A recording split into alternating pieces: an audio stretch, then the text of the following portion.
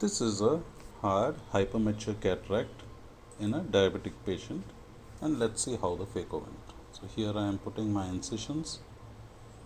I go ahead and put in some air and stain the capsule with trypan blue, which I expel with 2% HPMC. I then start my rhexis, and as expected there is an egress of fluid. I put in some viscoelastic to tamponate that egress and try to continue the rhexis with the cystitome itself. However, it seems to be breaking apart, so I go ahead and use my Utrata forceps and make a small 2 mm rhexis. The tag also I have taken off, which I haven't shown. I then go ahead and aspirate the cortex, especially targeting the peripheral area. This is to break any peripheral equatorial block that may be present, so as to avert the Argentinian flag sign. And you can see me nudging and rotating this nucleus. So my end point would be when I break all the pockets. So you can see how persistent I am.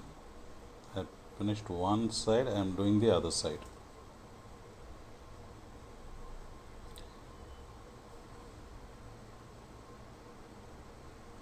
And I think that should be enough. That's a little bit of overkill. I then go ahead and make a nick on one of the edges of the rhexis, use my Utrata to scallop that border. It's getting a little bit, the staining is not that great. However, I'm able to proceed. So this is nothing but the double rhexis. So every time you have a doubt, just put in some HPMC. This seems to be prolapsing out, so I cut that tag and then continue.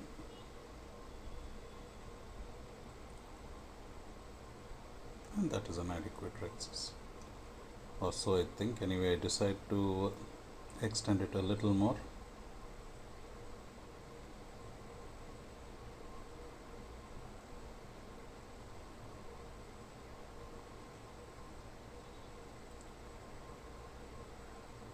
Then under HPMC, I'm taking a very sharp chopper. That is a very hard nucleus.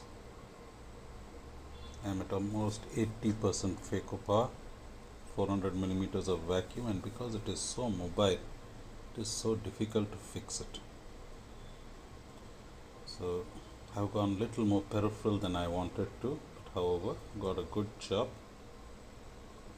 But these posterior fibers are pretty stubborn, and since the capsule, the nucleus is so mobile, I'm not being very aggressive.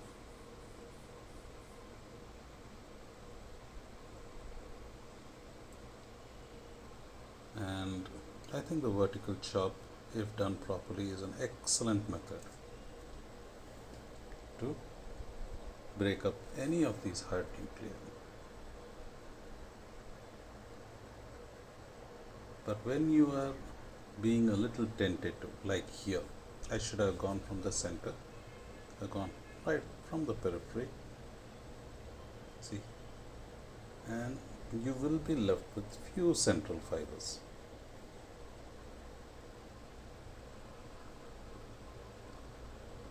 Just trying to show you those central fibers, and you can see the attachments. And when I try to break it now, see how it tilts, and that is scary. You don't want it to tilt exactly in the opposite direction, that is anteroposterior, where it can maybe push on the posterior capsule, causing zonular dehiscence. So just trying to make some segments, however they seem to be attached. I'm trying to get to that attachment, but because this nucleus is so mobile, it just seems to be going behind my phaco tip. However, I'm able to get it And without panic, just remove everything, keeping your tip always facing downwards. Since I have a sharp chopper in hand, I did not rotate it with that chopper, and rather I preferred to push it with my phaco tip. Now all has been taken out.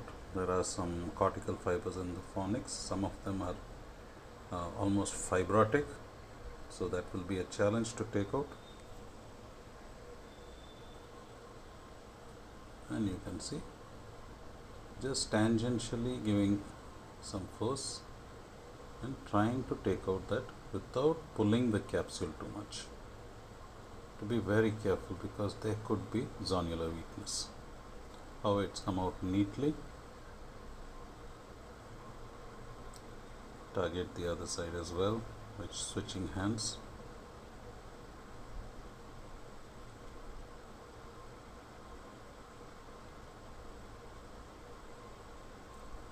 And then I'm taking my irrigation cannula in one hand and I hydro implant this single piece.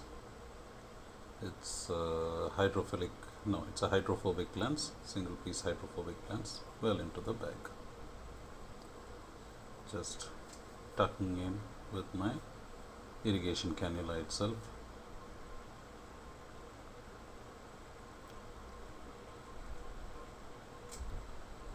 There is no visco exactly to take out. I then conclude my surgery. Thank you so much for watching.